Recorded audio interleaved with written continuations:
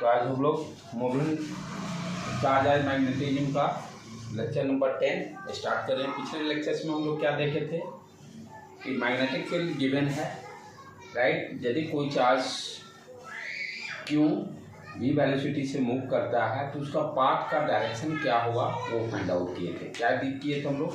Path of the charge, path कैसा होगा charge का यदि आपका मैग्नेटिक फील्ड दिया हुआ है। उसमें डिफरेंट केसेस कंसिडर किए थे। जैसे मान लो क्या है कि मैग्नेटिक फील्ड दिया हुआ है इनवर्ट डायरेक्शन में, फॉर एग्जाम्पल चार्ज जो है इस बोर्ड के प्लेन में मूव कर रहा है, ठीक है। केस वन क्या था? केस वन क्या है आपका, यदि मैग्नेटिक फील्ड और चार्ज का मोशन दोनों सेम डायरेक्शन में हो। मैग्नेटिक फील्ड और चार्ज का मोशन सेम डायरेक्शन हो। फॉर्मूला अपना क्या था फोर्स का? F इक्वल टू क्यू भी क्रॉस बी। मैग्नीट्यूड क्या हो गया इसका? Q mod B sine theta.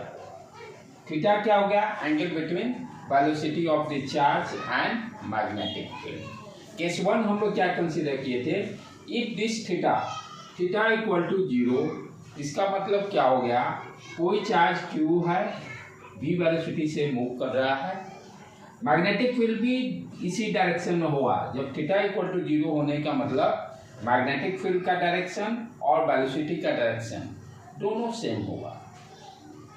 यदि दोनों सेम होने से क्या हो गया? थीटा का वैल्यू 0, साइन 0, फोर्स कितना लगेगा? 0। जब किसी भी ऑब्जेक्ट पे फोर्स 0 लगने का मतलब जिस स्टेट में है उसी स्टेट में वो मोशन करेगा। यदि ऑब्जेक्ट v वेलोसिटी से मूव कर रहा है तो v वेलोसिटी से कंटिन्यू मूव करते रहे, क्योंकि इस पर कोई फोर्स लग नहीं रहा है। और पाथ कैसा रहेगा? यदि स्ट्रेट पाथ फॉलो कर रहा है तो स्ट्रेट पाथ को ही फॉलो करते रहेगा, राइट। अंडरस्टैंड बेटे। दूसरा केस क्या हो सकता है? जब थीटा इक्वल टू पाई, यानी दोनों अपोजिट डायरेक्शन, ये वेलोसिटी का डायरेक्शन हो गया, ये v का डायरेक्शन हो गया। If theta equal to 180 degree, कहने का मतलब क्या हो गया? मैग्नेटिक फील्ड का डायरेक्शन और वेलोसिटी ऑफ द चार्ज दोनों यदि अपोजिट होंगे तो एंगल कितना बनेगा? 180 डिग्री। साइन 180 का भी वैल्यू 0 होता है, यानी तब भी इस पर कोई फोर्स लगेगा नहीं। चार्ज कंटिन्यू स्ट्रेट पाथ को ही फॉलो करेगा, राइट। तो ये केस वन क्या था? थीटा इक्वल टू 0 डिग्री हो या 180, 0 डिग्री करने का मतलब मैग्नेटिक फील्ड और वेलोसिटी दोनों सेम डायरेक्शन में होंगे, उस पर कोई फोर्स लगेगा नहीं। फोर्स नहीं लगने का मतलब पाथ कैसा रहेगा? यदि स्टेट ट्रेवल कर रहा है तो स्टेट ही ट्रेवल करेगा। दूसरा केस दोनों अपोजिट रखेंगे तब भी पाथ कैसा रहेगा? हम क्या देख रहे हैं? चार्ज जो मोशन कर रहा है उसका पाथ कैसा होगा। यहाँ भी स्ट्रेट लाइन, यहाँ भी स्ट्रेट लाइन, राइट बेटे। Third case that is important. Third case जो है वो इम्पोर्टेंट है, जो कि हम लोग ये आज फॉर्मूला को रिवाइज कर लेते हैं। तीसरा केस क्या था? यदि मैग्नेटिक फील्ड इनवर्ड ले या आउटवर्ड ले, फॉर एग्जांपल इनवर्ड ले लेते हैं, और चार्ज जो है इस ब्लैक बोर्ड के प्लेन में मूव कर रहा है। मैग्नेटिक फील्ड क्या हो गया? ब्लैक बोर्ड के परपेंडिकुलर डायरेक्शन में, इनवर्ट डायरेक्शन में, और वेलोसिटी क्या होगा? इस प्लेन में कहीं भी हो सकता है। ध्यान देने के बाद क्या है, आपका चार्ज ऐसे मोशन करे या ऐसे करे या ऐसे करे या कहीं भी मैसेज करे, क्योंकि मैग्नेटिक फील्ड इसके परपेंडिकुलर है। चार्ज प्लेन में कहीं भी मूव करेगा तो वेलोसिटी और v का डायरेक्शन क्या होगा? Always 90 degree. यहाँ देखिए 90, यहाँ 90, क्योंकि यहाँ रखिए, कहीं भी रखिए, क्या है मैग्नेटिक फील्ड का ये डायरेक्शन 90 डिग्री। किसी भी ब्लैक बोर्ड के किसी भी कोने पे जाइए, क्योंकि इस प्लेन में चार्ज मूव कर रहा है और इस प्लेन के परपेंडिकुलर मैग्नेटिक फील्ड है, तो चार्ज कहीं भी मूव करेगा तो यहाँ पर v और b के बीच में एंगल कितना होगा? 90 डिग्री। v और b के बीच में एंगल 90 डिग्री, तो फोर्स कितना लगेगा? F equal to Q B sine theta, यही है। साइन 90 1, कितना फोर्स लगेगा? Q B B. यहाँ पर फोर्स 0 नहीं हुआ है। जब थीटा 0 और 180 डिग्री थी तब वहाँ पर क्या था? फोर्स 0 हो गया था। जब वेलोसिटी और मैग्नेटिक फील्ड दोनों परपेंडिकुलर रहेंगे तो फोर्स का वैल्यू कितना हो जाएगा, F इक्वल टू QAP। ठीक है, ये तो मैग्नीट्यूड मालूम किया। और फोर्स किस डायरेक्शन में लगेगा, फोर्स किस डायरेक्शन में निकलेगा, तो राइट हैंड पाल्म क्या करना है, ये चारों उंगली मैग्नेटिक फील्ड के डायरेक्शन में, मैग्नेटिक फील्ड अंदर है। ठीक है, अंगूठे को किधर ले जाना है, पॉजिटिव चार्ज का जिधर मोशन हो रहा है, मानो फॉर एग्जांपल यही है। ठीक है, अंदर ये, और इसको देखेंगे किधर ये मूव कर रहा है मेरा पाल्म ऊपर, तो फोर्स क्या लगा, इस पर परपेंडिकुलर किसी भी चार्ज पर। इस पर देखिए मैग्नेटिक फील्ड अंदर, फोर्स देते हुए मोशन कैसे हो रहा है, ऐसे ऊपर, फोर्स का डायरेक्शन ये हो गया। इस पर भी देखिए मैग्नेटिक फील्ड अंदर, चार्ज किधर मोशन कर रहा है, ऐसे ऐसे, फोर्स इस पर अपवर्ड डायरेक्शन परपेंडिकुलर, यानी फोर्स और वेलोसिटी दोनों एक दूसरे के परपेंडिकुलर रहेंगे क्योंकि क्रॉस प्रोडक्ट कर रहे हैं। अंडरस्टूड, किसी भी चार्ज को चले जाएगा। इस पर मैग्नेटिक फील्ड अंदर, ठीक है, अब ये ऐसे जा रहा है, फोर्स अपवर्ड, ये परपेंडिकुलर। तो हम क्या देख रहे हैं, फोर्स का डायरेक्शन कैसे भी इस प्लेन में कहीं भी मूव करेगा तो फोर्स का डायरेक्शन हम फाइंड आउट कर सकते हैं। ठीक, अब आगे देखिए बेटे, फोर्स लगने के कारण क्या होगा, उसका पाथ कैसा होगा, यानी किसी भी इंस्टेंट पर यदि हम फोर्स क्या देख रहे हैं, वेलोसिटी के परपेंडिकुलर है। किसी भी इंस्टेंट पर कहीं किसी भी पोजीशन पर जो वेलोसिटी चार्ज का है उसके परपेंडिकुलर डायरेक्शन इसी प्लेन में है, इसी प्लेन में है। अब इसी को थोड़ा सा देखना, पाथ कैसा होगा। अब जैसे यहाँ पर मान लो ये चार्ज है, इंटर किया, ठीक है, मैग्नेटिक फील्ड अंदर है इनवर्ड, तो यहाँ पर क्या लगा, फोर्स ये डायरेक्शन में। अब ये चार्ज क्या हुआ, इसको फोर्स को थोड़ा सा खींचेगा, स्ट्रेट तो जाने नहीं देगा, अपने तरफ खींचेगा, फिर आगे बढ़ा, यहाँ पर वेलोसिटी का डायरेक्शन ये हो गया, फिर मैग्नेटिक फील्ड, फिर फोर्स, यहाँ पे भी इस इंस्टेंट पे भी देखिए परपेंडिकुलर, फिर इसको खींचेगा स्ट्रेट, फिर कर्व, यहाँ भी देखिए ये वेलोसिटी का डायरेक्शन, फोर्स इधर, यहाँ गया फोर्स इधर, यहाँ जाएगा। तो हम क्या देख रहे हैं, इस केस में आपका चार्ज का पाथ कैसा है, सर्कुलर है। सर्कुलर मोशन में हम लोग पढ़ चुके हैं कि सर्कुलर मोशन में क्या पढ़े थे, कोई भी चार्ज पार्ट, कोई भी ऑब्जेक्ट है और भी वेलोसिटी से मूव कर रहा है सर्किल में, तो एक फोर्स, कौन सा फोर्स लगता था, सेंट्रीपिटल फोर्स, सेंट्रीपिटल फोर्स लगता था, जिसका की वैल्यू क्या था, F equal to mv² upon r, r is the radius of the circle. यहाँ भी सेम उसी तरह से है, कोई भी चार्ज पार्टिकल यदि वेलोसिटी और मैग्नेटिक फील्ड दोनों परपेंडिकुलर रहेंगे तो पाथ कैसा फॉलो कर रहा है, सर्किल। इसका पाथ सर्किल कैसे, किसका, इसका, ये देखो किसी भी इंस्टेंट पे जाओ, ये क्या फोर्स लगा ना, फोर्स क्या करेगा, इसको तो स्ट्रेट जाने नहीं देगा, अपने तरफ खींचे इनवर्ड डायरेक्शन में, इस ये डायरेक्शन है फोर्स का। जैसे ये कोई चार्ज है, ये मूव करना चाह रहा है और ये फोर्स लगा, तो ये क्या इसको ऑब्जेक्ट को अपने तरफ खींचेगा ना, अपने तरफ खींच रहा है ना। फिर अच्छा, तो ये क्या हुआ, थोड़ा सा बेंड कर गया, फिर यहाँ पर वेलोसिटी ये डायरेक्शन, फिर खींचेगा इसको, क्यों फोर्स क्या लग रहा है, इनवर्ड, ये इस डायरेक्शन में, सब जगह देखो फोर्स का डायरेक्शन यही है। तो फुल सर्कल क्यों बनेगा, पैराबोला नहीं, बेसिक यहाँ पर वेलोसिटी को हम लोग कांस्टेंट रखे हैं। If the velocity is variable, यदि वेलोसिटी वेरिएबल होगा तभी शेप डिफरेंट हो सकता है। सर्कुलर मोशन का कॉन्सेप्ट क्या है, यदि वेलोसिटी कांस्टेंट है तभी वो सर्कुलर मोशन करता है, सिर्फ डायरेक्शन वहां चेंज होता था जिसके कारण एक्सेलरेशन प्रोड्यूस हुआ, but magnitude of the velocity always constant in circular motion. यहाँ भी हम क्या कर रहे हैं, एक बार चार्ज को फेंक दिए v वेलोसिटी से, वो वेलोसिटी कांस्टेंट रह रहा है, वेरिएबल नहीं है। यदि वो वेलोसिटी वेरिएबल रहता तब हम शेप हमें डिफरेंट मिलता। अंडरस्टूड बेटे। तो टोटली कॉन्सेप्ट क्या है, सर्कुलर मोशन का ही टोटल कॉन्सेप्ट यहाँ इंप्लीमेंट हो रहा है। डिफरेंस क्या है, यहाँ पर जो फोर्स जो लग रहा है उस फोर्स का वैल्यू क्या है, क्यू वी बी, क्योंकि चार्ज ऑब्जेक्ट, चार्ज का मोशन हो रहा है मैग्नेटिक फील्ड के अंदर में, जो फोर्स लग रहा है किसके कारण, मैग्नेटिक फील्ड के कारण डेवलप हुआ है। तो यहाँ पर जो फोर्स जो निकाले थे mv² r, यहाँ पर फोर्स का क्या वैल्यू है, क्यू वी बी, बाकी सारा प्रॉपर्टी दोनों का सेम है। वी कैन से कि यहाँ पर जो मैग्नेटिक फील्ड के कारण जो फोर्स लग रहा है और यहाँ सर्कुलर मोशन के कारण जो फोर्स डेवलप हुआ है, सेंट्रीपिटल फोर्स, दोनों बराबर है, दोनों इक्वल है, सिर्फ नाम चेंज हो गया।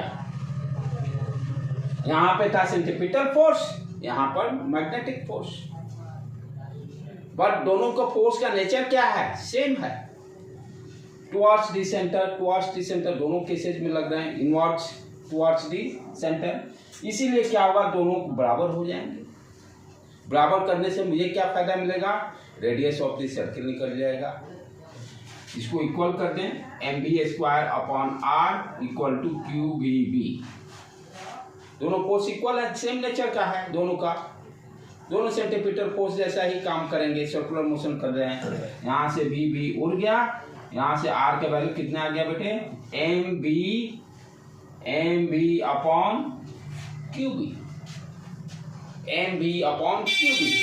तो यहाँ ये this formula is very very important, already इसको हम डिस्कस भी किया है कि यदि कोई भी चार्ज पार्टिकल, यदि चार्ज पार्टिकल का मोशन मैग्नेटिक फील्ड के परपेंडिकुलर रहता है तो ऑब्जेक्टिव में क्वेश्चन किस तरह का पार्ट होगा, उसका सर्कुलर होगा। रेडियस क्या होगा, तो रेडियस इस तरह से निकालेंगे mv/qb। अब इस फॉर्मूला को ध्यान से देखा जाए, चार्ज का तो मास फिक्स, वेलोसिटी और चार्ज पर डिपेंड करता है। चार्ज के यदि स्मॉल चार्ज होगा, small charge inversely proportional relation है रेडियस और चार्ज के बीच में। यदि चार्ज का वैल्यू कम होगा, रेडियस बड़ा, चार्ज का वैल्यू ज्यादा होगा, रेडियस छोटा, राइट। सिमिलरली उसी तरह से वेलोसिटी को ध्यान से देखिए, इसको विजुलाइज करने का है। वेलोसिटी आप धीरे से फेंकिएगा तो छोटा सा सर्किल में घूमेगा, तेजी से फेंकिएगा बड़ा सर्किल में घूमेगा। दोनों पैरामीटर पर चार्ज कम, रेडियस ज्यादा, छोटा ऑब्जेक्ट है, यदि मास जैसे ऑब्जेक्ट छोटा है, उसको हल्का ऑब्जेक्ट को देखो तो ज्यादा उसके सर्किल में घूमेगा। छोटा चार्ज, रेडियस का वैल्यू बड़ा। ऑब्जेक्ट का अगर मास ज्यादा होगा तो उसका मास का फिर directly relation, r is directly proportional to m। तो मास तो ज्यादा होने पे लेकिन रेडियस कम होना चाहिए, ऐसे नहीं, रेडियस देखो सारे पैरामीटरों को आप कांस्टेंट रख दीजिए। यहाँ पे क्या है, वेलोसिटी को कांस्टेंट रख दीजिए, तब q को कांस्टेंट रख दीजिए, चार्ज को, यदि मास को कोरिलेट कीजिएगा, सिर्फ मास क्या होगा, तब मास ज्यादा रेडियस ज्यादा, मास ज्यादा रेडियस ज्यादा। क्यों, क्योंकि ये फोर्स F सेंटीमीटर फोर्स ज्यादा हो जाएगा, सेंटीमीटर फोर्स, तो इसलिए आपको मास फैक्टर को इंक्लूड नहीं करना, वो फिक्स रहेगा। मुझे क्या ध्यान देना है, वेलोसिटी से और चार्ज से मतलब है, क्योंकि हम लोग मैग्नेटिक फील्ड पढ़ रहे हैं। मैकेनिक्स रहता तो वहाँ पर सिर्फ मास की बातें करते, नहीं, यहाँ पर हम लोग मैग्नेटिक फील्ड पढ़ रहे हैं तो हमको इलेक्ट्रोस्टैटिक में चार्ज से मतलब है और उसके वेलोसिटी से मतलब है। मास को कांस्टेंट रखेंगे तो क्या विजुलाइज कर रहा है, यदि ऑब्जेक्ट को कम स्पीड से फेंकेंगे तो छोटा रेडियस होगा, ज्यादा स्पीड से फेंकिएगा लार्ज सर्किल, रेडियस ज्यादा होगा। चार्ज का वैल्यू कम तो रेडियस ज्यादा, चार्ज का वैल्यू ज्यादा, radius come. This formula is very very important. अब है यहाँ पर दूसरा पैरामीटर जो पढ़े थे वो और ज्यादा इंपॉर्टेंट है। ये सारे चीजें या फॉर्मूला कैसे, ये जानिए कैसे आया। एक फिर नेक्स्ट टाइम पीरियड, यानी एक चक्कर काटने में कितना टाइम लग रहा है, तो time period velocity equal to क्या होता है, डिस्टेंस अपॉन टाइम। ठीक है, एक डिस्टेंस एक सर्किल में कितना करेगा, 2πr। यहां से हम टाइम कैलकुलेट कर सकते हैं, 2πr/b भी। क्या निकालने जा रहे हैं? टाइम पीरियड, एक चक्कर काटने में कितना टाइम लगेगा। यहां पर v का वैल्यू रख दें, यहां से v यहां से निकाल लो बेटे। v इक्वल टू क्या हो जाएगा? Q B R upon M, उसको वैल्यू को वहां सब्स्टिट्यूट कर दीजिए, 2 pi R upon Q B R into M, R उड़ गया, 2 pi M upon Q B. ये क्या दिया? Time period. इस टाइम पीरियड में बहुत ही खास बात है, ये टाइम पीरियड देखिए तो कांस्टेंट, यदि मैग्नेटिक फील्ड गिवन रहता है कांस्टेंट है, वेरिएबल नहीं है, चार्ज भी कांस्टेंट है, मास भी कांस्टेंट है, टाइम पीरियड भी तो कांस्टेंट रहेगा। It means what you understand, आप कम वेलोसिटी से फेंको बॉल को, चार्ज को, या ज्यादा वेलोसिटी से फेंको, टाइम पीरियड एक ही होगा। क्यों? वेलोसिटी ज्यादा, रेडियस बड़ा, डिस्टेंस ज्यादा, डिस्टेंस ज्यादा, टाइम ज्यादा लगेगा। वेलोसिटी कम, रेडियस कम, डिस्टेंस कम, टाइम पीरियड मैनेज करेगा। कहने का मतलब क्या हो गया? टाइम पीरियड जो है वेलोसिटी से इंडिपेंडेंट है। टाइम पीरियड जो होगा वेलोसिटी के इंडिपेंडेंट है। कम वेलोसिटी रहे या ज्यादा रहे, time period is always constant. That point is very very important for objective point of view, कि टाइम पीरियड क्या होगा यदि वेलोसिटी कम जाए, तो ऑब्जेक्टिव में दिया इंडिपेंडेंट ऑफ दी वेलोसिटी पे इंडिपेंडेंट रहेगा, डिपेंड नहीं करेगा, ऑलवेज कांस्टेंट टाइम पीरियड। ये सारा किए हुए थे। उसके बाद हम लोग क्या किए थे फिर इसी में, जैसे ये रेडियस ही जो निकाले हैं r equal to M V upon Q B, इसी को डिफरेंट डिफरेंट पैरामीटर के टर्म में भी एक्सप्लेन किए थे। जो रेडियस आपका निकला यहाँ पर M V upon Q B, M V upon Q B, इसको अनदर फॉर्म में भी कैसे एक्सप्रेस कर सकते हैं? r equal to M V upon Q B. ठीक है, ये बेसिक फॉर्मूला हो गया। एम बी को हम मोमेंटम के भी लिख सकते हैं, p equal to M B. Momentum क्या होता है? Mass into velocity. This formula can also be written like that. यदि मोमेंटम दिया रहेगा तो रेडियस निकालना होगा, तो आप डायरेक्टली इसको यूज कर सकते हैं। फिर और कैसे एक्सप्रेस कर सकते हैं? मान लो एनर्जी काइनेटिक एनर्जी के टर्म में दिया हो, ठीक है, तो क्या करेंगे? काइनेटिक एनर्जी का फॉर्मूला क्या होता है? Half M B square. Right बेटे, यहाँ पे हम क्या किए? ऊपर भी m से मल्टीप्लाई कर दिए, नीचे भी m से डिवाइड कर दिए। ऊपर में क्या होगा? 1/2 m square B square upon m। ये क्या दे दिया? p स्क्वायर दे देगा, तो we can write p square upon 2m। यहां से p कितना निकल जाएगा? p equal to 2m kinetic energy square root. Kinetic energy के टर्म में दिया रहा मान लो, तो आप इसको यूज करके यहाँ रेडियस निकाल सकते हो, यानी रेडियस ही निकाल रहे हैं। डिपेंड मोमेंटम दिया रहेगा तो p अपॉन क्यू, यही याद रखिए। मॉडर्न फिजिक्स का हाँ, तो बेसिक यही रखना है। इसी से सारा चीज को लेकिन समझना है कि थोड़ा सा प्रॉब्लम को ट्विस्ट कर दिया, मोमेंटम दे दिया तो काम गड़बड़ नहीं।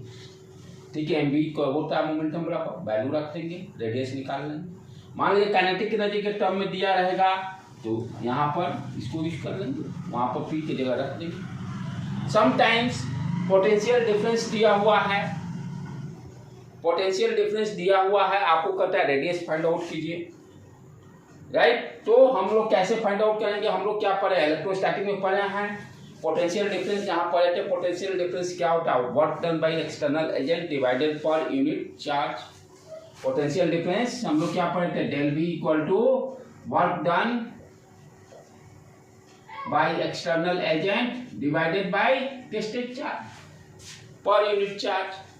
तो यदि ये मान लो दिया हुआ पोटेंशियल डिफरेंस बी नॉट, तो वर्क डन यहां से हम निकाल सकते हैं, यहां से वर्क डन निकाल सकते हैं। कितना आ जाएगा?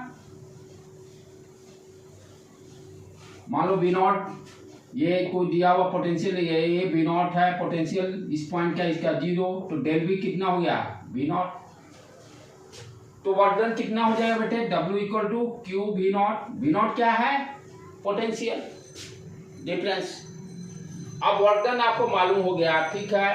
हम लोग वर्क एनर्जी थ्योरम पढ़े थे ना, work done by all forces equal to change in kinetic energy, right.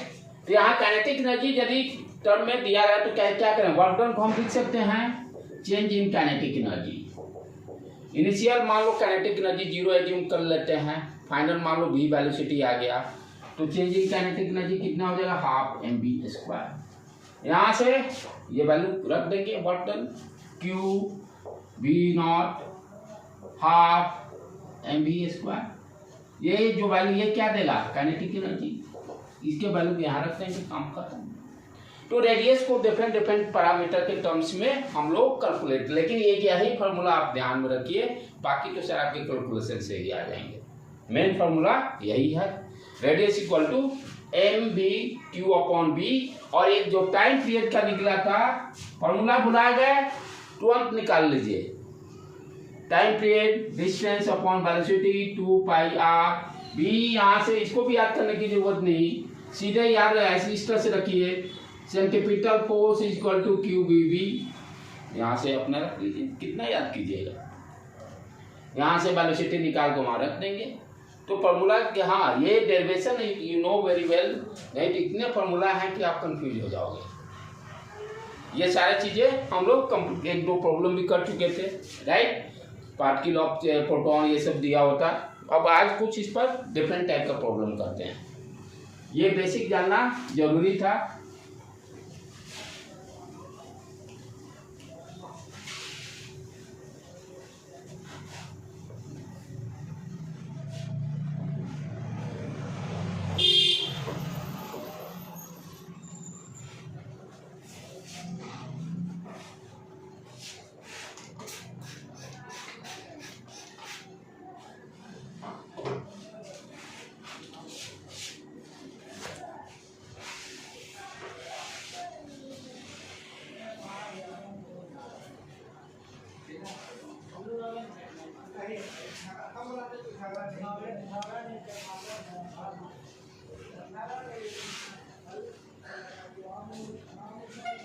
अब नेक्स्ट देखिए प्रॉब्लम, ये सारे कॉन्सेप्ट को यूज कर देखते हुए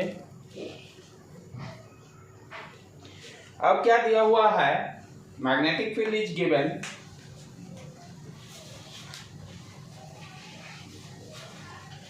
अभी आपने क्या देखा कि वेलोसिटी का डायरेक्शन और मैग्नेटिक फील्ड दोनों परपेंडिकुलर थे, फोर्स भी परपेंडिकुलर लग रहा है, ठीक है।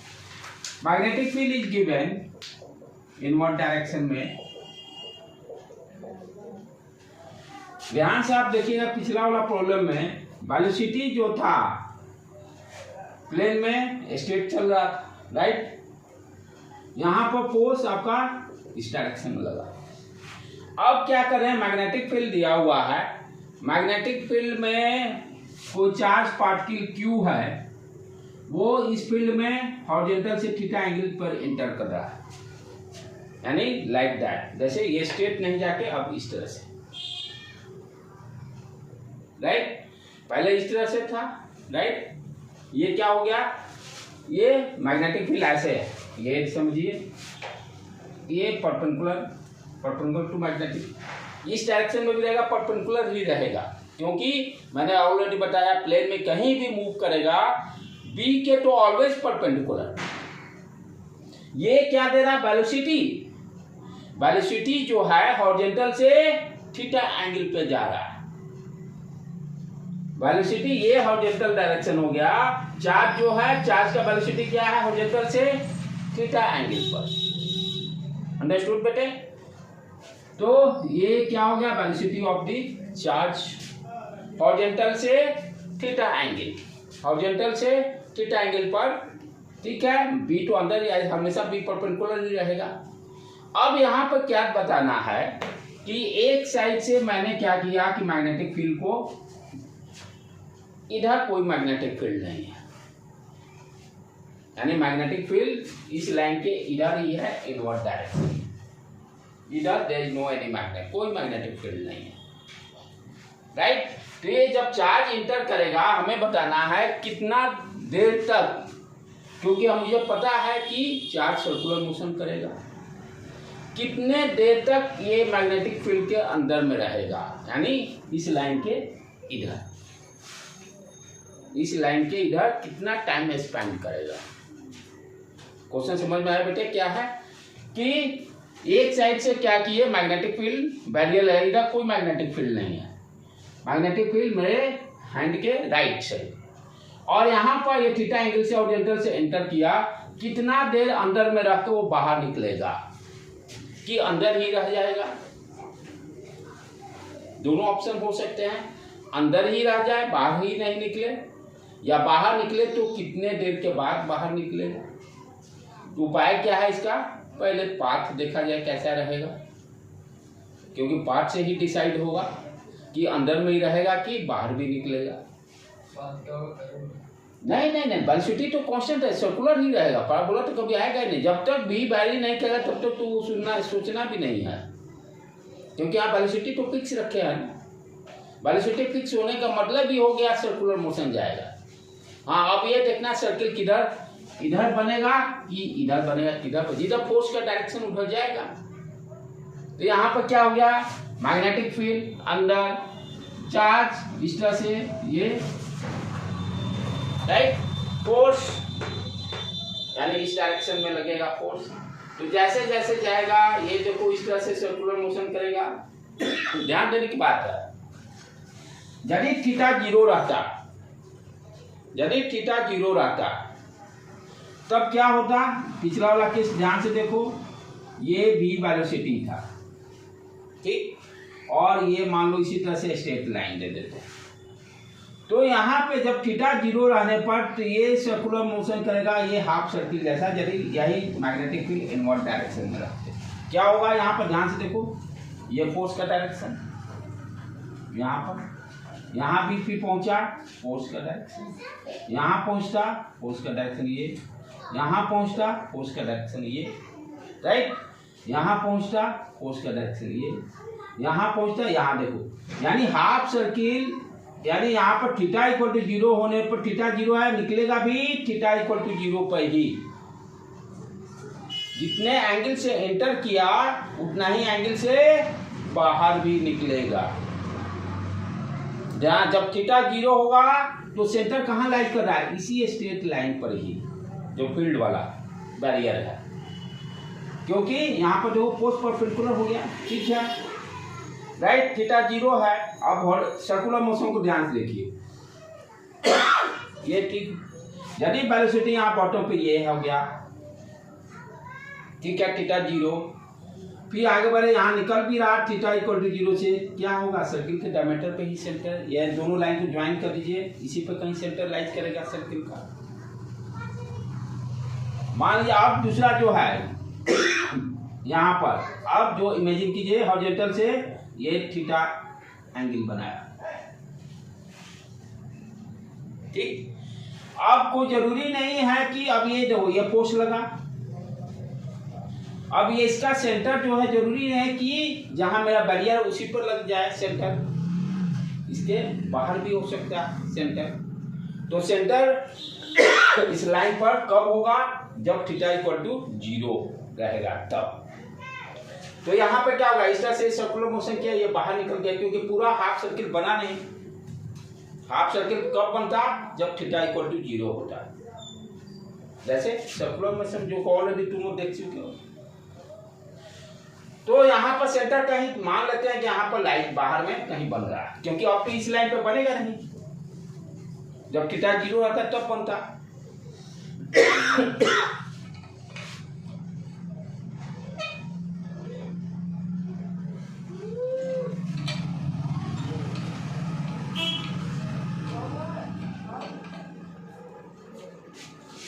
तो इमेजिन करते हैं कहीं बाहर बन रहा है,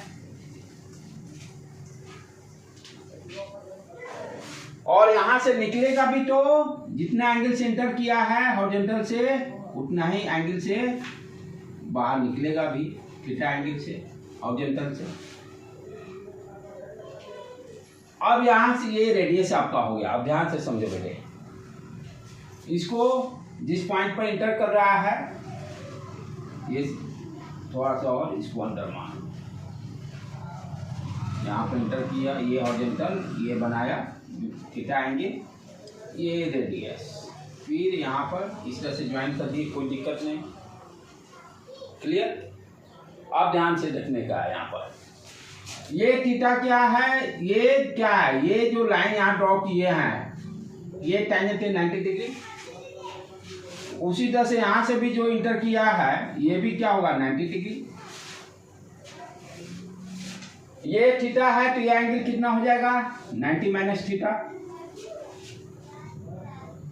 ये फिर ये भी 90, ये एंगल देखना थीटा, फिर से देख लो बेटे इसको, ये वेलोसिटी हो गया, ये हॉरिजॉन्टल लाइन, ये थीटा दिया हुआ है, ये भी यही है, ये रेडियस है आर जिसकी बात कर रहे हैं। यहाँ से ये आपका मैग्नेटिक फील्ड वाला लाइन जो हो गया, ये एंगल कितना हो गया 90 माइनस थीटा। फर्दर ये एंगल, ये भी 90 डिग्री, ये एंगल कितना आ गया थीटा।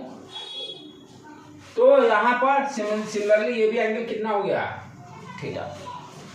अब आगे क्या देखना है, ट्रायंगल जो बना दिस, ये जो ट्रायंगल लगा तीनों का सम 180 डिग्री, ये एंगल कितना बन गया 180 minus 2 theta, theta plus theta, triangle यही बन गया ना, थीटा थीटा, ये एंगल कितना हो गया पाई माइनस 2 थीटा। यानी फील्ड में कितना एंगल बना रहा पाई माइनस 2 थीटा। फील्ड में यानी जो सेक्टर जो मैथमेटिक्स से पढ़े थे कितना एंगल बनाया सेंटर पर, ये गया ना इसी तरह से ना, तो इतना ही एंगल बना पाई माइनस 2 थीटा। यहाँ तक कोई दिक्कत? अब चलो, आप इतना समझ गए तो अब प्रॉब्लम आसान है। थोड़ी देर पहले आपने क्या पढ़ा, जब पूरा सर्किल टर्न कर रहा है, पूरा सर्किल टर्न कर रहा है तो टाइम कितना लगा है, अभी कैलकुलेट किए थे टाइम पीरियड, भुला गए? तो आइए बेसिक फार्मूला पर mv² upon r equal to Q V V, यहाँ से वी वी उड़ा दो, लिख लो पहले क्यू वी। टाइम पीरियड निकालना है, time period equal to 2 pi r upon distance upon velocity, velocity यहाँ से रखो 2 पाई r, यहाँ से Q B R into M, R उड़ गया 2 पाई एम अपॉन क्यू। तो एक सर्किल कंप्लीट करने में कितना टाइम लगा 2 pi M upon Q B. तो एक सर्किल कंप्लीट करने का मतलब एंगल कितना हो गया टोटल 2 पाई कवर करेगा। यदि ये पूरा सर्किल कंप्लीट करेगा तो सेंटर पर कितना एंगल बन जाएगा 2 पाई। 2 पाई को कवर करने के लिए टाइम कितना लगा है 2 pi M upon Q B. 2 पाई को कवर करने के लिए कितना टाइम लगा है,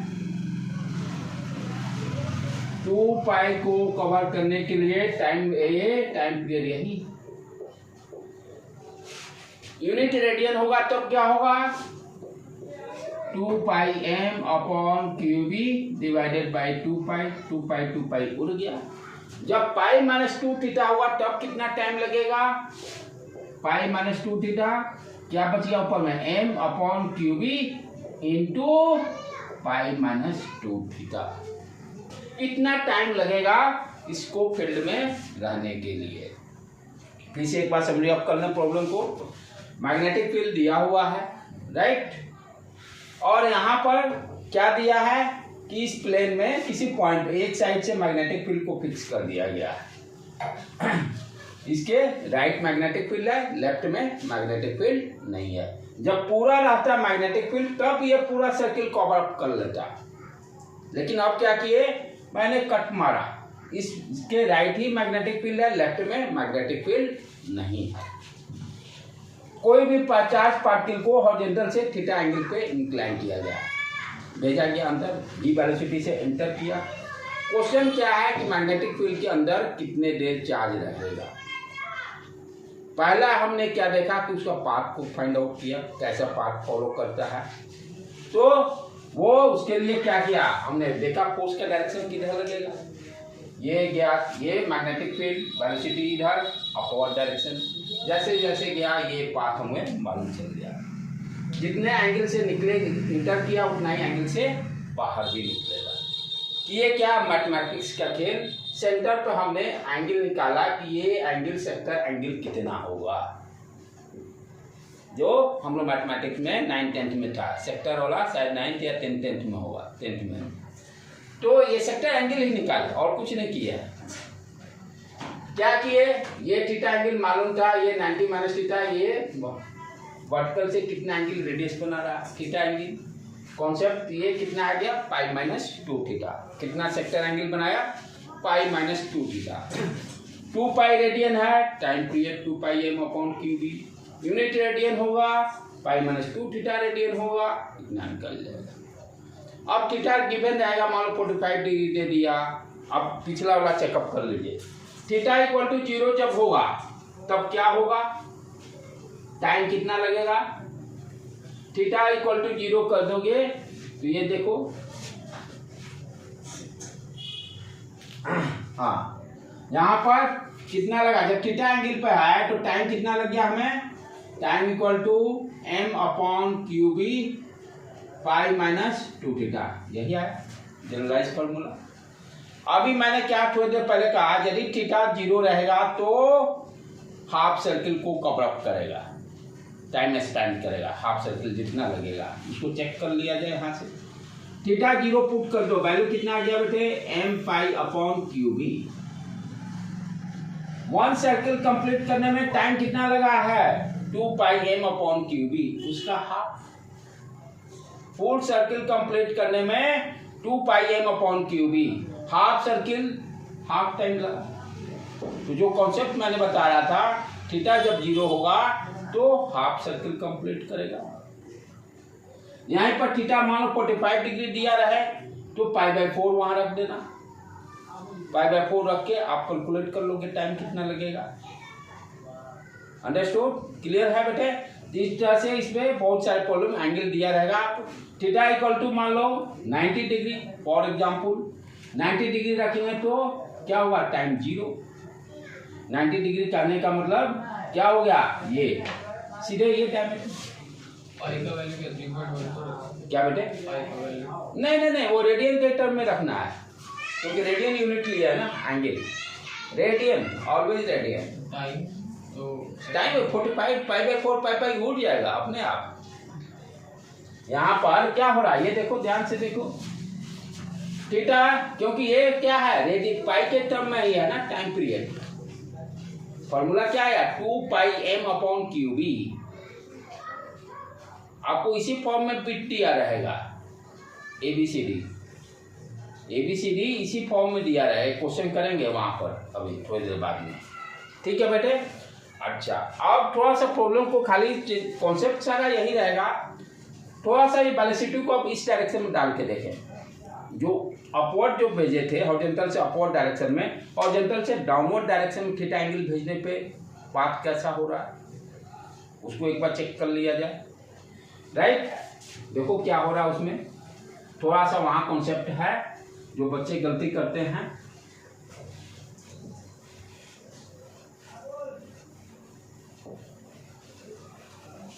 नेक्स्ट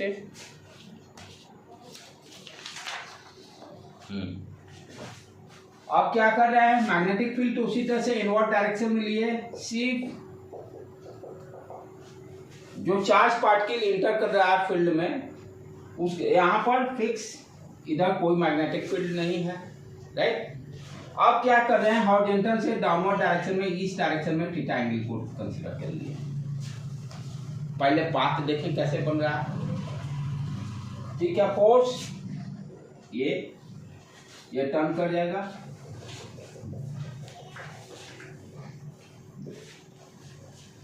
दोनों में डिफरेंस क्या है, पिछले वाला में इसमें देखिए कि लार्ज, ये जो सर्कुलर पाथ है बड़ा है, सर्कुलर पाथ प्रीवियस वाला से बड़ा है।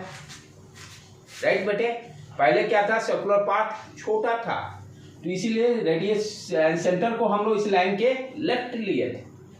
अब यही मान ये लाइन है कोई, ठीक है, यदि ये सर्किल इस तरह से है तो सेंटर डेफिनेटली इधर कहीं पड़ेगा। यदि ये स्ट्रेट लाइन है, यदि मैं इसको इस तरह से लूँ, सेंटर इधर लाइन पे पड़ेगा। कॉमन लॉजिक दोनों में समझ में आ रहा। सेंटर क्यों? क्योंकि इसमें कर्व पार्ट छोटा है तो डेफिनेटली इस लाइन के लेफ्ट पड़ जाएगा। कर्व पार्ट बड़ा होगा तो इस लाइन के राइट सेंटर पड़ेगा। तो यहाँ पे क्या हो रहा है, कर्व पार्ट लार्ज है इसलिए सेंटर किधर पड़ा, इधर कहीं। अब क्या करेंगे, इसको जोड़ दो। ये यहाँ भी सेम एंगल से निकलेगा, जिस एंगल से ये हॉरिजॉन्टल, ये इस तरह से निकलेगा, ये थीटा एंगल। इस पॉइंट को इसी तरह से जोड़ दो, राइट। आप ध्यान से देखो बेटे, पीछे एंगल हमें सेक्टर एंगल यहाँ फिर निकालना है। ये 90, फिर ये वही सेम लॉजिक, ये भी थीटा आ जाएगा। ये परपेंडिकुलर हो गया 90 माइनस थीटा, ये आ गया तो ये थीटा, यहाँ भी थीटा। आप देखो गलती कहाँ करेंगे बच्चे, क्या करेंगे, ये सेक्टर एंगल कितना आ गया, पाई माइनस 2 थीटा। बच्चे कहेंगे कि सर तो वही तो वैल्यू होगा, यहाँ भी तो वही है। दोनों में ध्यान से देखिए डिफरेंस क्या है कि जब छोटा वाला था, ये इसको ले लीजिए, रेडियस ये था, कर्व पार्ट जो फॉलो कर रहा था एंगल ये कंसीडर किए। यहां पर ध्यान से देखिए एंगल क्या आएगा, यहां से चल रहा है ये एंगल आएगा, टाइम स्पैन ये तो छोटा वाला पार्ट के लिए होगा ना, पाई माइनस 2 थीटा जो बाहर निकल गया। अंडरस्टूड? गलती यही करते हैं बच्चे। तो यहां पर क्या होगा, 2 पाई माइनस दिस, वो एंगल निकला है ना टाइम स्पैन के लिए।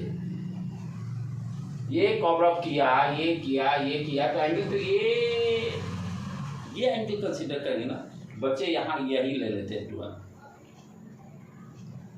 तो एंगल कितना हो जाएगा, टाइम स्पैन जो करेगा मैग्नेटिक फील्ड 2 पाई माइनस 2 थीटा। कितना आ गया बेटे value, 2 pi minus 2 theta, 2 pi minus pi plus 2 theta and pi plus 2 theta. यही गलती होती है बच्चे, 12 पाई माइनस 2 थीटा रख के टाइम निकाल देते हैं। और आप वही सेम लॉजिक 2 पाई के लिए कितना एंगल है, कितना निकाले थे बेटे, क्यूब याद है, याद है तो टेंशन नहीं, मैं नहीं लेता टेंशन हमेशा। कौन सा 2 पाई माइनस हाँ, तो मैं कभी टेंशन नहीं लेता, इसलिए कभी देखो आज तक पूरे लाइफ में कभी फार्मूला मैं रखता ही नहीं। बेसिक फार्मूला क्यू बी निकाल दिए, काम खत्म। M B upon R equal to Q B. अब टाइम पीरियड निकालना है 2 पाई आर अपॉन बी यहाँ से निकाल लिए, Q B R upon M, R उड़ गया, 2 pi M upon Q B. ठीक है, तो 2 पाई एंगल में कितना एंगल बना दिया, 2 pi M upon Q B. कितना में निकालना है, पाई प्लस 2 थीटा में, यूनिट में 2 pi M upon Q B, 2 pi plus 2 theta में 2 पाई उड़ा दो, M upon Q B, pi plus 2 theta. ये सावधानी यहाँ बरतना है। यदि हॉरिजॉन्टल से डाउनवर्ड डायरेक्शन में होता है तो डिफरेंट हो गया आपका, राइट बेटे। अब इसमें थीटा अलग अलग वैल्यू देके दे देगा आपका ऑब्जेक्टिव बिट के लिए। कॉन्सेप्ट तो यही रहेगा, हॉरिजॉन्टल से ऊपर जाएगा तो पाई माइनस 2 थीटा आ गया था, हॉरिजॉन्टल से नीचे जाएगा तो पाई प्लस 2 थीटा आ गया, राइट।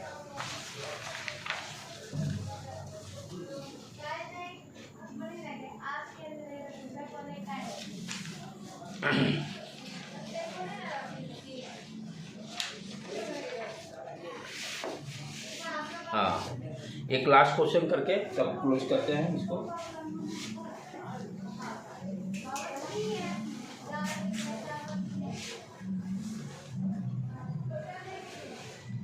अब क्या है, अभी तक दोनों प्रॉब्लम में हम लोग क्या देखे, टाइम कैलकुलेट किए कि मैग्नेटिक फील्ड के अंदर में चार्ज पार्टिकल कितने देर रहता है। दूसरा अब क्या है क्वेश्चन, इसी में टाइम के साथ साथ इमरजेंस एंगल भी निकालना है। मान लीजिए मैग्नेटिक फील्ड का विड्थ कम कर दिया, इधर से भी शॉर्ट मार दिया दोनों साइड से, यानी इधर से भी कर दिया इधर से भी, बीच में सिर्फ मैग्नेटिक फील्ड। अब यहाँ पर टाइम स्पेंड भी निकालना है, प्लस जैसे मान लो हॉरिजॉन्टल से थीटा एंगल से इंटर किया, ये वेलोसिटी का डायरेक्शन थीटा एंगल। तो ये चीज तो पहले देखना हुआ कि ये जो डिस्टेंस दिया रहेगा, इस डिस्टेंस के अकॉर्डिंग क्या ये पूरा सर्किल कंप्लीट कर रहा है कि नहीं फील्ड के अंदर। अच्छा, दूसरा चीज यदि नहीं कर रहा है तो कितना टाइम लगेगा, और इसी में फिर क्या देख रहा है, यदि नहीं करेगा तो कितने एंगल से ये बाहर, मालूम नहीं किया तो कितना एंगल से ये बाहर निकलेगा, emergence of angles. Magnetic field constant है। हाँ, मैग्नेटिक फील्ड ऑलवेज कांस्टेंट, आपके लेवल के लिए मैग्नेटिक फील्ड कांस्टेंट ही रहेगा। सिर्फ एडवांस के प्रॉब्लम में मैग्नेटिक फील्ड वेरिएबल दे सकता है, वो भी ज़्यादा नंबर के लिए, अदरवाइज पूरे कांस्टेंट ही पढ़ना है। तो यहाँ पर क्या दिया, दोनों साइड से कर दिया, टोटली खेल ये डिस्टेंस क्या है उसी से हम लोग खेल खेलेंगे। ये डिस्टेंस डिसाइड करेगा कि मैग्नेटिक फील्ड के अंदर ये पूरा सर्कल कंप्लीट कर रहा है कि नहीं। यदि नहीं कर रहा है तो कितना एंगल से ये बाहर निकलेगा, एंगल ऑफ इमरजेंस, कितना टाइम लगाएगा, वो फाइंड आउट करना है। सारा कॉन्सेप्ट वही रखेंगे जैसे एक प्रॉब्लम है जो कि सारे बुक में भी दिया हुआ एवरीवेयर। इसी डिस्टेंस को दिया हुआ 3 केसेज में। Case 1, if d equal to mv upon 2qb, यानी ये मैग्नेटिक फील्ड का डिस्टेंस कितने मैग्नेटिक फील्ड का विड्थ है वो वैल्यू दे दिया। आपसे पूछ रहा है find the angle of emergence, जितने एंगल से इंटर करेगा उतने एंगल से बाहर भी निकलेगा, वो दोनों बराबर, यानी ये थीटा निकालना है। तो यहाँ पे क्या निकालना है, कितने एंगल से एंगल ऑफ इमरजेंस कितना होगा, angle of emergence angle of entry दोनों सेम रहेंगे सिमेट्री के अकॉर्डिंग, और कितना टाइम लगेगा, टाइम स्पेंड करेगा, जब मैग्नेटिक फील्ड का विड्थ mv अपॉन 2qb होगा। दूसरा केस, यदि d equal to mv upon qb होगा तब क्या होगा, एंगल ऑफ इमरजेंस और टाइम स्पेंड। थर्ड, यदि d equal to 2mv upon qb, यानी तीनों केसेज में हमें एंगल ऑफ इमरजेंस और टाइम स्पेंड निकालना है। एवरीवेयर बुक में सब जगह, कोचिंग सेंटर एवरीवेयर से तीनों प्रॉब्लम सब जगह पाया जाएगा, कहीं भी आप पढ़िए इंडिया, और सारे बुक्स में मिलेंगे। कुछ प्रॉब्लम्स यानी लगभग 80 to 90% प्रॉब्लम्स फिक्स है पैटर्न, 10-15% का ही खेल है डिफरेंस, राइट बेटे। चले 1 by 1 इसको अंडरस्टैंड करें। पहला वाला केस से स्टार्ट करते हैं। अभी थोड़ी देर पहले हम लोग क्या देखे कि यहाँ पर हाफ सर्किल के लिए ये क्या दिया हुआ है, मैग्नेटिक फील्ड का वेट, ध्यान से समझने का है। यदि ये मान लो फॉर एग्जांपल ये वेट जो है d इक्वल टू r, जो रेडियस ऑफ सर्किल जो कैलकुलेट किए थे वो कब आया, ये हाफ सर्किल कब आया था, जब थीटा इक्वल टू 0 डिग्री पे। यदि ये वेट रेडियस के बराबर हो, उस सर्किल के रेडियस के बराबर हो, कब आता था, जब थीटा इक्वल टू 0 डिग्री होता था, क्योंकि हॉरिजॉन्टल से ऊपर दिया हुआ है। मान लिया हॉरिजॉन्टल से ऊपर थीटा एंगल पे इंटरी कर रहा है, तो पहला वाला जो प्रॉब्लम सॉल्व किए थे उसी कॉन्सेप्ट को लेके चले। वहां पर हमने क्या देखा था कि कितना आया था, टाइम इक्वल टू जो भी है पाई माइनस 2 थीटा यहाँ पे आया था, ये वैल्यू जो भी है, ठीक। तो यहाँ पर थीटा इक्वल टू 0 रखे थे, तो हम लोग क्या देखे थे, यहाँ पर आपका टाइम पीरियड जो है फुल सर्किल का आधा आ गया, फुल सर्किल का आधा। पूरा टाइम पीरियड कितना आया बेटे, फॉर्मूला क्या निकाले थे अभी, याद है नहीं याद है तो चलो फिर करो वही काम। क्यू बी बी, यहाँ से बी बी उड़ा दो, M B upon R Q B, time period equal to 2 pi R upon R B, B कितना हो गया Q B R into M, यहाँ से आर आर उड़ गया, 2 pi M upon Q B. यानी फुल कंप्लीट सर्किल करने के लिए टाइम कितना लग रहा है 2 pi M upon Q B. जब थीटा 0 डिग्री था तो हम लोग क्या देखे थे, इसका हाफ लग रहा था। अच्छा, हाफ लगने का मतलब कि ये हाफ सर्किल कंप्लीट इस तरह से होगा। जब थीटा 0 होगा यानी ये जब डी जो है इस रेडियस के बराबर होगा, ये रेडियस जो कैलकुलेट किए थे कहा गया, हाँ ये रेडियस के बराबर होगा। कितना आ रहा वैल्यू, ये रेडियस आर इक्वल टू ये हो गया M B upon Q B. देखो कुछ इसी तरह से दे रहा है। ये फुल सर्किल के लिए जब पूरा कंप्लीट करता रेडियस कितना गया M B upon Q B, right. अच्छा, यहाँ कितना दे रहा है उसके रेस्पेक्ट में कंपेयर करो, हाफ रेडियस ये हो गया। डी डिस्टेंस कितना दिया पहला केस के लिए r/2। इट मीन्स यहीं से क्लियर हो रहा है कि ये पूरा हाफ सर्किल भी कंप्लीट नहीं करेगा पहले वाला केस के लिए, क्योंकि रेडियस क्या डी क्या दे रहा, d इक्वल टू r/2। यानी कहने का मतलब क्या हो गया, ये जैसे ये मानो सेंटर ले लिए ओ, ये यानी ये पार्ट वाला पोर्शन नहीं रहेगा, ये मैग्नेटिक फील्ड r/2 यदि ये ले लेते हैं तो ये r/2 यानी यही पोर्शन यदि पहले वाला केस के लिए रहेगा। क्लियर समझ में आ रहा है, फिर से समझाऊं इसको, चलो इसको ये ऊपर वाला टूटा d इक्वल टू क्या दिया हुआ है M B upon Q B. Radius ये d है क्या, रेडियस ऑफ द सर्किल का बातें कर रहा है, और यही d मैग्नेटिक फील्ड का वेट दिया हुआ है। पहले केस के लिए हम क्या देख रहे हैं M B upon Q B, उसका कितना है हाफ। यदि पूरा सर्किल कंप्लीट करता, ये हो गया पूरा सर्किल ले लिए, ये हो गया r, ठीक, ये डॉटेड से r। अब ये विड्थ कितना दिया हुआ है मैग्नेटिक फील्ड का r/2, कहने का मतलब ये r/2 हो गया, राइट। इसको डॉटेड लाइन से मिला दो, या तो यहां से कंसीडर करो तो इतना ही पाथ हो गया मैग्नेटिक फील्ड में, राइट। और नहीं तो यहां से स्टार्ट करते हो तब ये हो गया कर्व पाथ इस तरह से, ये हॉरिजॉन्टल से मान लो थीटा एंगल बना रहा है, राइट। तो दोनों में से कोई भी, यहाँ पर क्या हो गया थीटा 0, इस कर्व पार्ट को ले लो, बेस्ट है, थीटा एंगल दे रहा है ना, थीटा एंगल हमें निकालना भी है, किसी भी पार्ट से ले लो। तो यही कॉन्सेप्ट यहाँ पे, आप देखो इसको कैसे सॉल्व करना है बेटे, ध्यान से देखो। यहाँ पर क्या है, ये हॉरिजॉन्टल से थीटा एंगल बनाया, ठीक, ये टैंजेंट है, ये कितना हो गया, ये 90 डिग्री, ये कितना हो गया 90 माइनस थीटा, कोई दिक्कत। हॉरिजॉन्टल से इधर से कितना एंगल बना लिया 90 डिग्री थीटा, सॉरी। ये क्या है हाइट r/2 ही है ना पहले वाला केस के लिए। तो ये ट्रायंगल को बाहर निकालो, छोटा वाला ट्रायंगल को, ये हो गया, ये हो गया, ये थीटा, ये टोटल r, ये सॉरी देखने का है, ये रेडियस, ये r है यहाँ पर, ये r, ये d है जो दिया हुआ वेट d, और ये कितना है r/2। देख लो तो ट्रायंगल, इट्स ओके,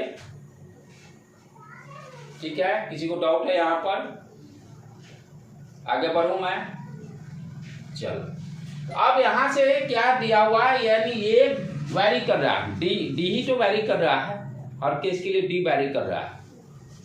हमें पहले थीटा निकालना है, एंगल ऑफ इमरजेंसी, यानी कितना एंगल से इंटर करे या बाहर निकले। तो यहाँ से हम क्या देख रहे हैं, राइट एंगल ट्रायंगल बना, तो ये हो गया, ठीक।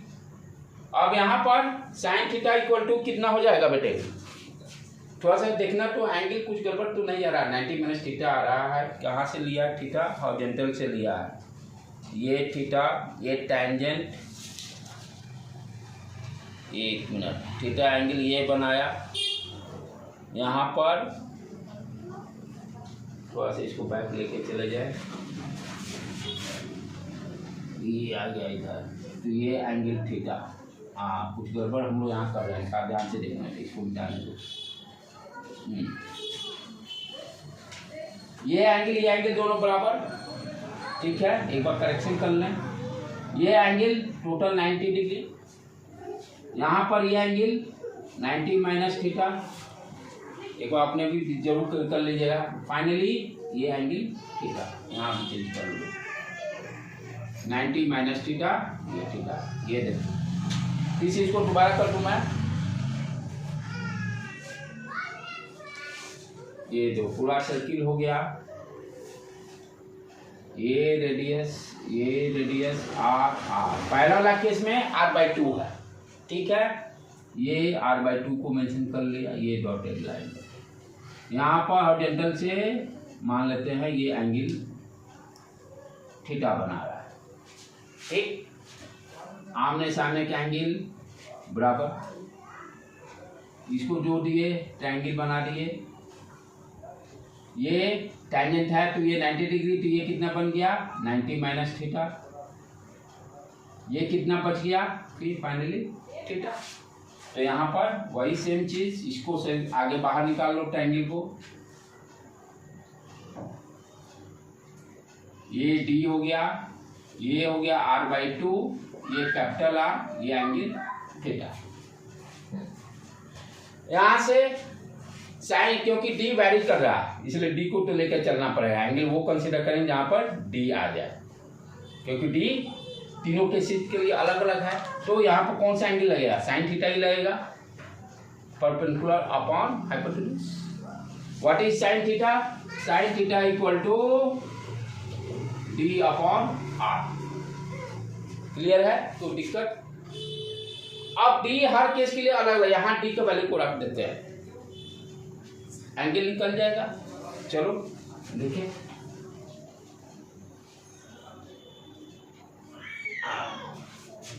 तो sine theta equal to D का वैल्यू mb अपॉन क्यूबी दिया हुआ पहला केस के लिए, इसको वैल्यू को रखते हैं यहाँ पर mb upon 2qb into divided by r।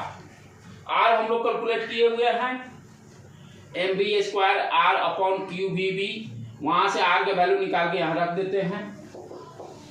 mb upon 2qb, r कितना आ गया बेटे?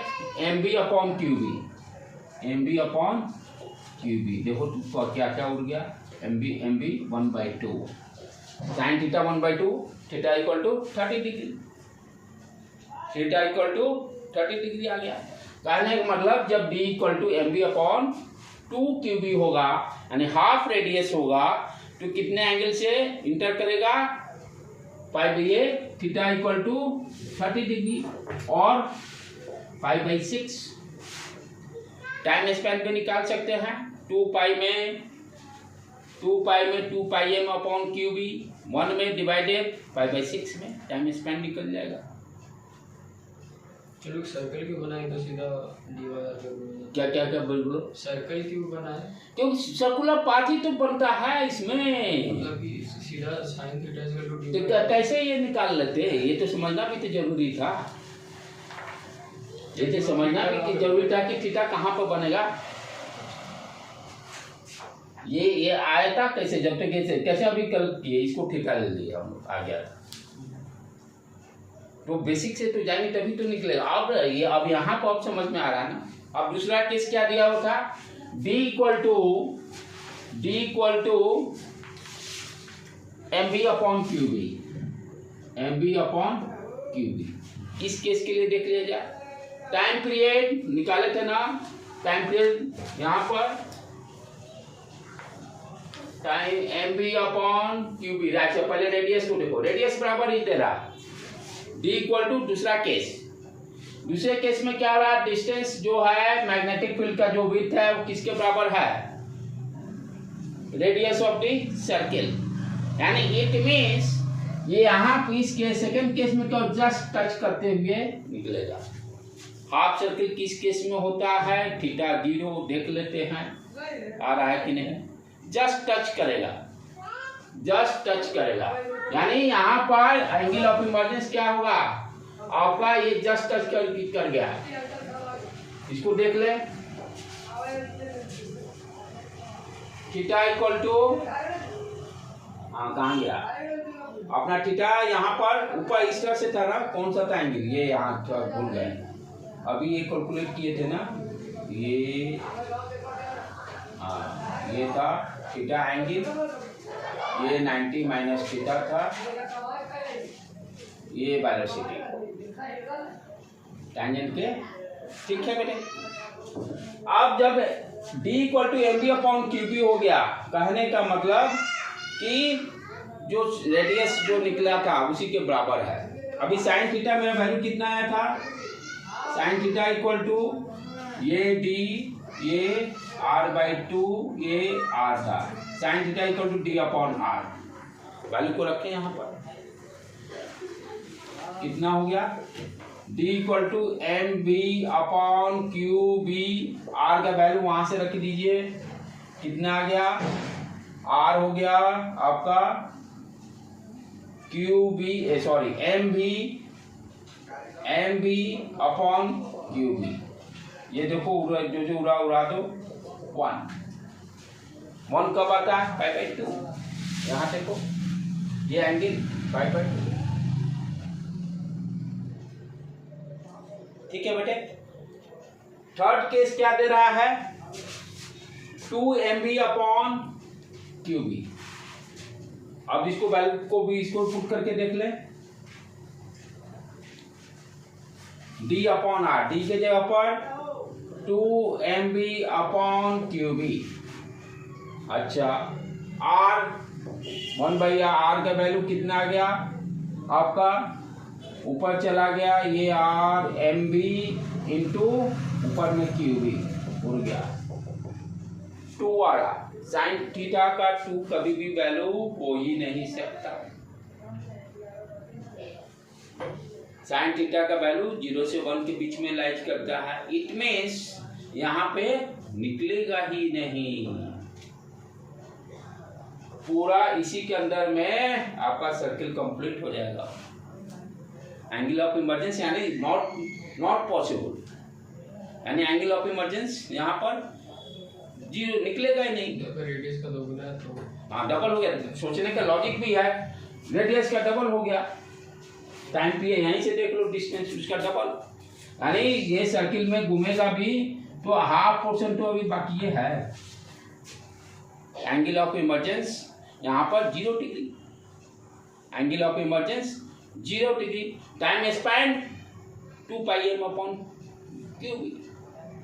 ये सारे क्वेश्चन जो तीनों के तीनों फिक्स पैटर्न है और क्वेश्चन पूछते भी हैं, खासकर ये वाला तो एक कोई बिट दे देगा, नीट में एक ही देगा, एक नीट के लिए तो नहीं पॉसिबल, बोर्ड एग्जाम के लिए चाहे एडवांस के लिए है, एडवांस के लिए है, पिछला वाला आप लोग के लिए दोनों क्वेश्चन जो था नीट के लिए था, ये थोड़ा सा नीट यानी जेईई पॉइंट ऑफ व्यू से मेंस के लिए फाइनल एडवांस के लिए प्रॉब्लम इस तरह का दे सकता है, बोर्ड में भी कम चांसेस, इतने डेप्थ में हो जाएगा। ठीक है बेटे, आज को लेक्चर यहीं पर हमने देते हैं।